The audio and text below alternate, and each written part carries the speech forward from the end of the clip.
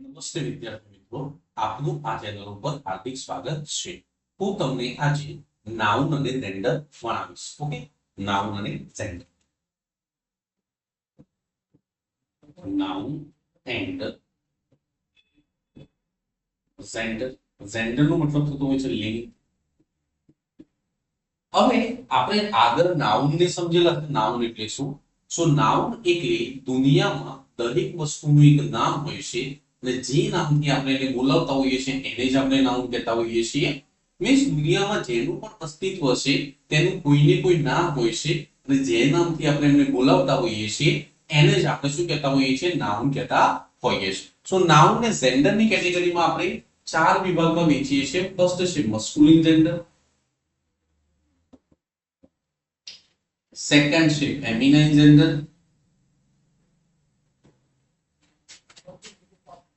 Third છે તમારું common gender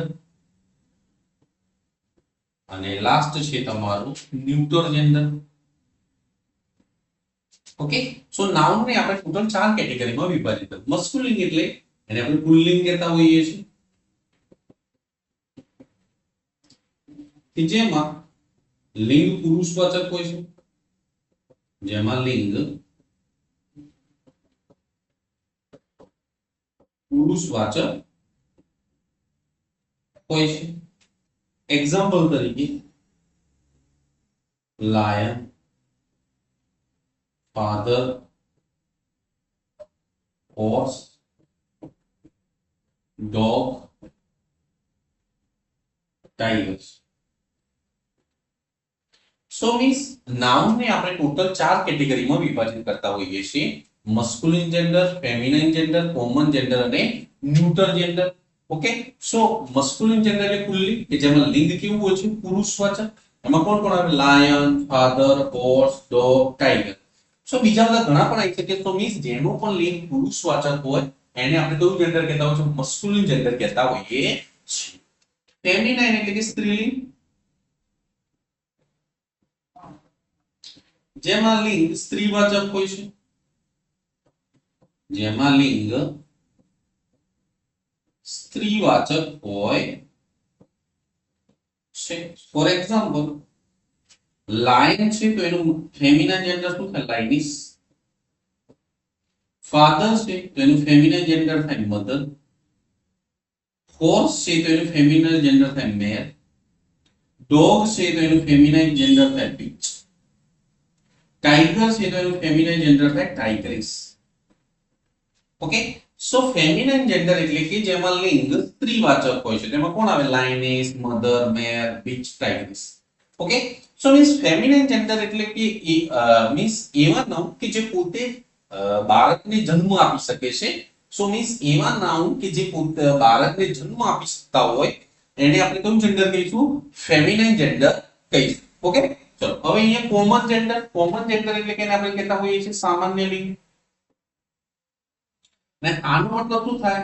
લિંગ નક્કી ન થઈ શકતું, લિંગ નક્કી ન કરી શકાય તેવું, ન કરી શકાય.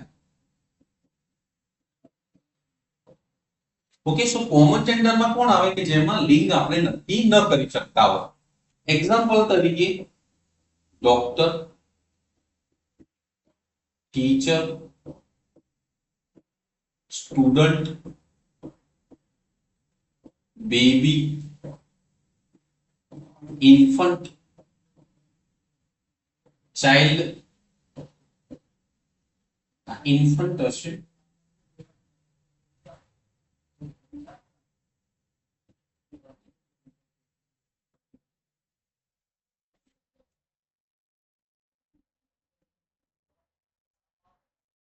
ટીચર,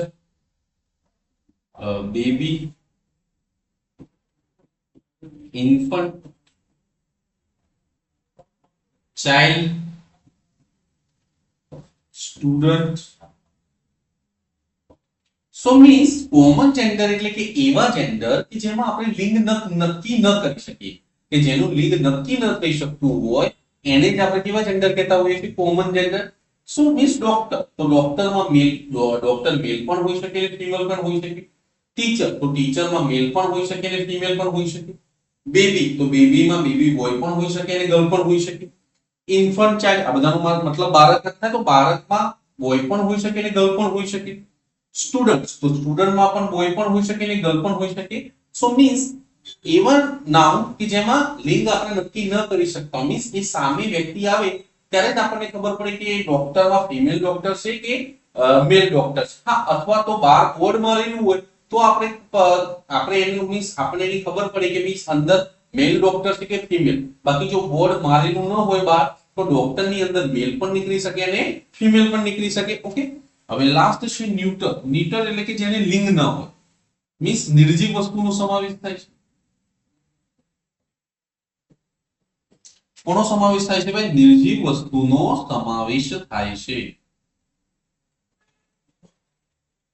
મીન્સ નિર્જીવ વસ્તુને શું હોય? લિંગ ન હોય. તો મીન્સ જેને લિંગ ન હોય બધામાં આવશે, જેને લિંગ ન હોય તે. સો જેને લિંગ ન હોય બધા શામાં આવશે? ન્યુટ્રલ જેન્ડરમાં. સો લિંગ કોને કોને નામ? નિર્જીવ વસ્તુને, મતલબ ખુરશી હોય, પંખો હોય, પેન હોય, બુક હોય. સો આ બધાને લિંગ હોતા નથી. તો મીન્સ એવા નાઉન કે જે લિંગ વગરના છે એને આપણે કેવા નાઉન કહીશું? ન્યુટ્રલ જેન્ડર કહીશું એને. સો મીન્સ આમાં કોણ કોણ આવે ભાઈ? એક્ઝામ્પલ તરીકે આવશે pen, book, chair, pen, etcetera. તો ભાઈ મેં તમને આજે ટોટલ નાઉન અને જેન્ડર સમજાવ્યું. એમાં જેન્ડરના ટોટલ 4 પ્રકાર હોય છે.